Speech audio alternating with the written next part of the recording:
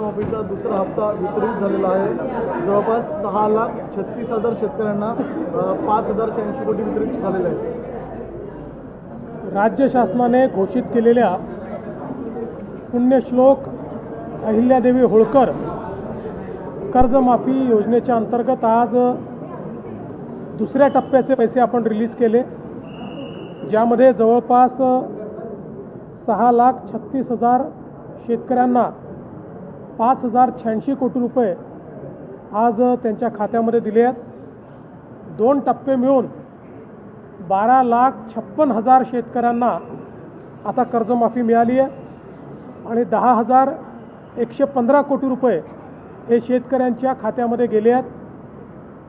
सगळी प्रक्रिया नीट चाललेली आहे आणि मला विश्वास आहे की जे पात्र शेतकरी आहेत यापैकी प्रत्येक शेतकऱ्याचं नीट KYC होऊन त्यांच्या खात्यामध्ये पैसे जातील। ही प्रक्रिया आम्ही पूर्ण करू।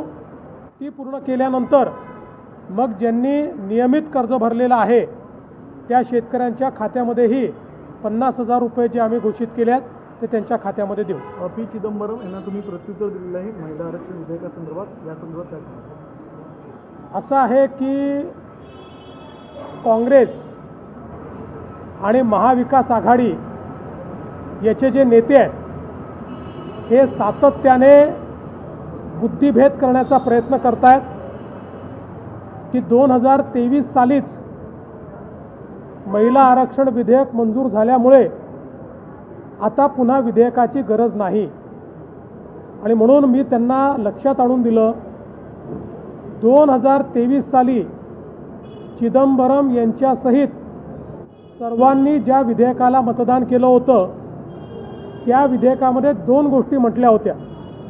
पहिलं होतं डिलिमिटेशन, की डिलिमिटेशन करावं लागेल, आणि दुसरं होतं डिलिमिटेशन करण्याकरता नवीन सेन्ससची आकडेवारी। अशा 2 गोष्टी झाल्यानंतर हे लागू होईल हे चिदंबरम सहित सगळ्यांनी मतदान करून मान्य केलं होतं। मात्र कोविडमुळे सेन्सस पुढे गेलं, त्यामुळे मोदीजींच्या मनामध्ये 2029 सालीच आपल्याला महिला आरक्षण द्यायचं असल्यामुळे एक अतिशय छोटीशी अमेंडमेंट आणली होती की डिलिमिटेशन करता नवीन सेन्ससचा जो काही कॉन्स्टिट्यूशनल अमेंडमेंट किंवा संविधान संशोधन आहे त्याच्याऐवजी त्यात शिथिलता देऊन जुन्या सेन्ससप्रमाणे देखील करता येईल अशा प्रकारची अमेंडमेंट होती, जी या सर्व मंडळींनी नाकारली। नाकारण्याची 2 कारणं होती। पहिलं कारण, त्यांना महिलांना आरक्षण द्यायचं नाही। 23ला त्यांनी विधेयकाला सपोर्ट याकरता दिला की 23मध्ये त्यांना माहिती होतं आपण समर्थन दिलं नाही तरी हे विधेयक पास होणार आहे, त्यामुळे बहती गंगेमध्ये हात धोलो अशा पद्धतीनं त्यांनी त्यावेळेस समर्थन दिलं। आणि आता ज्यावेळी खरं महिला आरक्षण देण्याची वेळ आली त्यावेळी मात्र विधेयकाला त्यांनी विरोध केला। आता हे डिलिमिटेशन सांगतायत, डिलिमिटेशनचा निर्णय हा 2023 सालीच झाला आहे आणि त्याला काँग्रेसनी मतदान करून मान्यता दिली आहे। आज आलेला निर्णय नाही, 2023 साली त्यांनी मान्य केलेला आहे। आता आपले राज्यामध्ये काही लोक या संदर्भात बोलतात, त्यावेळेस त्यांनी कुठली नशा केली होती मला माहिती नाही, त्यामुळे मी त्याच्यावर बोलणारही नाही। पण या सगळ्यांनी डिलिमिटेशनला मतदान केलेलं आहे, यांच्यामुळे संविधानामध्ये डिलिमिटेशन आलेलं आहे। आता तेच करण्याकरता जेव्हा कायदा येतो त्याला हे अमान्य करतात, कारण यांना माहिती आहे की नवीन सेन्सस नंतर जर ही सुरुवात झाली तर 2029ला ते लागू होऊ शकणार नाही, ते 2034 मध्ये जाईल। काँग्रेस पार्टी आणि महाविकास आघाडीतल्या काही घटक पक्षांना 2029ला महिला आरक्षण द्यायचं नाही, त्यांना 2034 पर्यंत ते रेटून न्यायचं आहे। किंबहुना त्यांना असं वाटतं की आपलं सरकार नंतर जर चुकून आलं तर आपल्याला हे रद्दही करता येईल, त्यांच्या मनात ते रद्द करणंच आहे। आणि म्हणून हे लोक अशा पद्धतीनं बुद्धिभेद करतायत। आणि म्हणून चिदंबरम यांनी ज्यावेळी ट्विट केलं त्याला मी फॅक्ट्स फिगर्स याच्या सहित उत्तर दिलेलं आहे. तुम्ही संसदीय समितीवर तुमची निवड होणार अशी चर्चा आहे. कुठल्या संसदीय समितीवर अशी माहिती येते. मला काही कल्पना नाही. सर, अमरावतीमध्ये दुर्दैवी प्रकार आहे तो घडलेला आहे, त्यामध्ये 3 चिमुकल्यांचा आहे तो जीव गेलेला आहे. अतिशय दुर्दैवी प्रकार आहे. उच्चस्तरीय चौकशीचे आदेश तर दिलेच आहेत, पण सातत्याने जे NICU असतात त्याच्यामध्ये आपण फायर ऑडिट करत असतो. फायर ऑडिट केल्यानंतरही तिथे अशा पद्धतीनं आग का लागली, फायर ऑडिट केलं होतं की नव्हतं केलं, की कागदावर दाखवलं होतं की चुकीचं केलं होतं, या सगळ्या गोष्टीची चौकशी आता केली जाईल. आणि अशा पद्धतीनं चिमुकल्यांचा जीव घेण्याकरता जे जबाबदार असतील त्यांच्यावर अतिशय कडक कारवाई केली जाईल.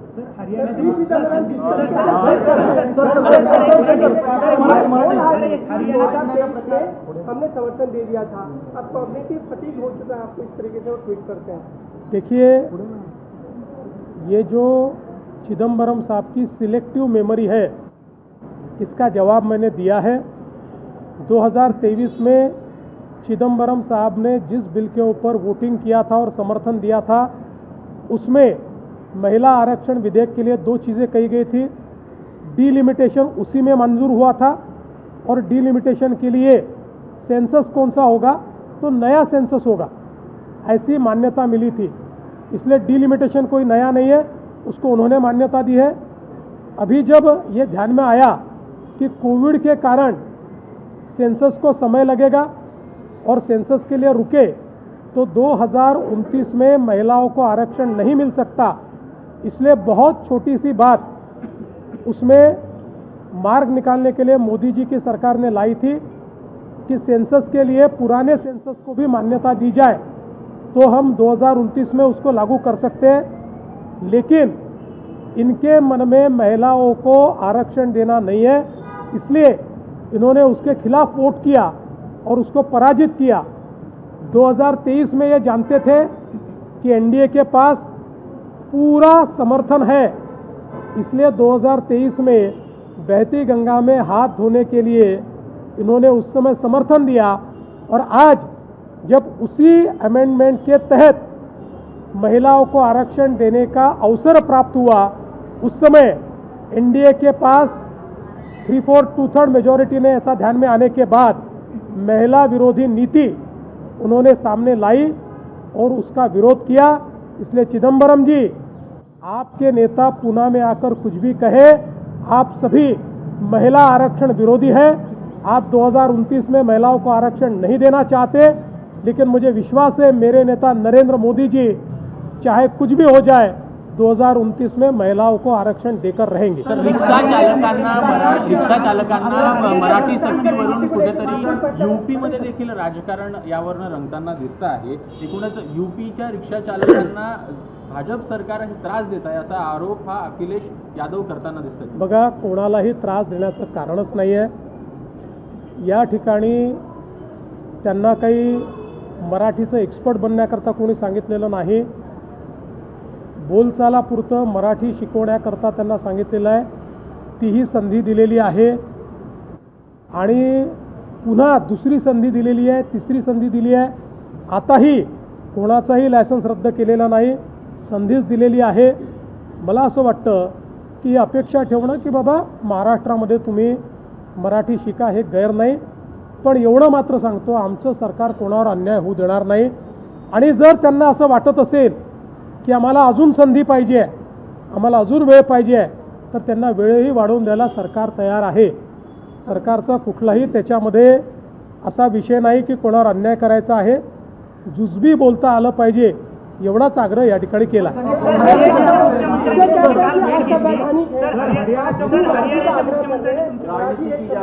देखिए, पहली बात तो यह है कि यहाँ पर जो हमारे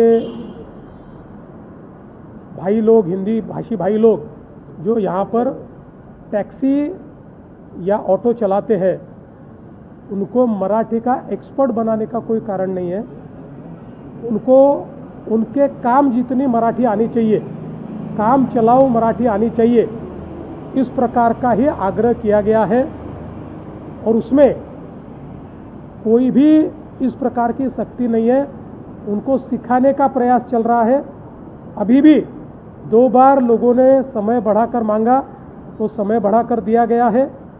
अभी भी तीसरी बार भी समय बढ़ाकर दिया है और आगे भी अगर ये मांग आएगी कि हम सीखना चाहते हैं, हमको समय बढ़ाकर दिया जाए तो समय बढ़ाकर दिया जाएगा।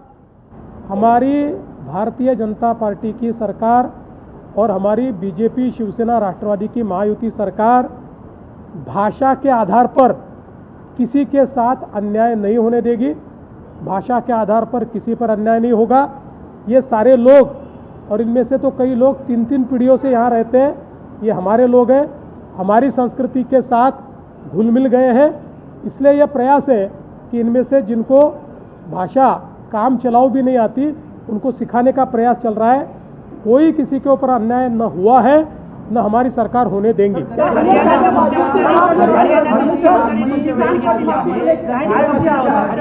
काल हरियाणाच्या मुख्यमंत्र्यांशी माझी भेट झाली।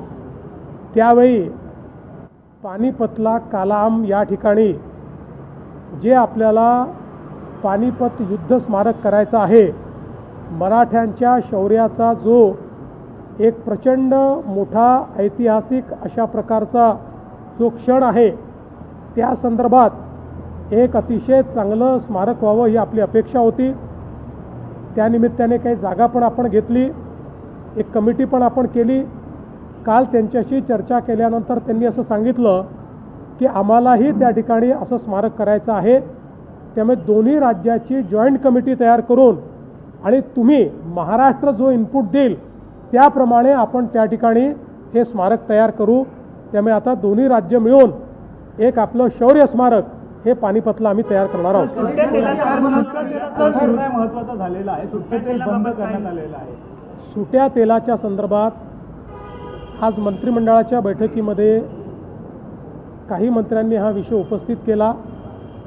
मंत्र्यांचं मत अगदी स्पष्ट होतं की जी काही FDA माध्यमातून वेगवेगळी कारवाई चालली आहे ती योग्य आहे। कारवाई अशा पद्धतीनं होत राहिली पाहिजे। मात्र जे काही आमचे तेलाचे व्यापारी आहेत, यात जे पारंपरिक तेलाचा व्यापार करतात त्या व्यापाऱ्यांवर अन्याय होऊ नये आणि गरीबात गरीब लोक जे आहेत, जे अतिशय थोडं म्हणजे जे अर्धा किलो, 1 किलो किंवा अर्धा लिटर, 1 लिटर असं तेल न घेता जे सुटं तेल घेतात त्यांच्यावरही अन्याय होऊ नये या दृष्टीनं मार्ग काढला पाहिजे। या संदर्भात आम्ही FDAला सांगणार आहोत की एकीकडे क्वालिटी मेंटेन करणंही गरजेचं आहे, दुसरीकडे पारंपरिक व्यवसाय सांभाळणंही गरजेचं आहे आणि म्हणून यातला मधला मार्ग काढून काही SOPs तयार करून कुठल्याही पद्धतीनं तेलामध्ये मिलावट होणार नाही, तेलामध्ये भेसळ होणार नाही या पद्धतीच्या SOPs तयार कराव्यात अशा पद्धतीनं FDAला सांगण्यात येईल। यातनं आम्ही असा मार्ग काढू की कुठेही भेसळ करता येणार नाही आणि पारंपरिक व्यवसाय हा बंद करावा लागणार नाही। बीडी कामगारांसंदर्भात देखील एक प्रश्न उपस्थित होताना दिसतोय। जे कामगार आहेत त्यांचा जो पगार आहे, पैसा आहे तो वाढवला, मात्र जे कारखानदार आहेत सोलापुरातले त्यांचं असं म्हणणं आहे की आम्ही आता तेलंगणामध्ये जातो। एक प्रश्न जो आहे तो यामधून निर्माण होतो। अलीकडच्या काळामध्ये अशा प्रकारच्या धमक्या द्यायची सवय झाली आहे। आम्ही या राज्यात जाऊ, आम्ही त्या राज्यात जाऊ आणि त्यात मुख्य लोक कोणीही असं सांगत नाहीत। मुख्य लोक जे आहेत ते सगळे महाराष्ट्रात खुश आहेत। कोणीतरी नेता उठतं आणि मी या राज्यात चाललो, त्या राज्यात चाललो असं सांगतं। महाराष्ट्रापेक्षा उत्तम राज्य नाही। सगळ्यांची आम्ही चर्चा करतो, सगळे मार्ग काढतो, सर्वांना सवलती देतो। त्यामुळे मला असं वाटतं की कोणाच्याही तक्रारी असतील आमच्यापर्यंत आल्या तर आम्ही त्याच्यावर मार्ग काढू।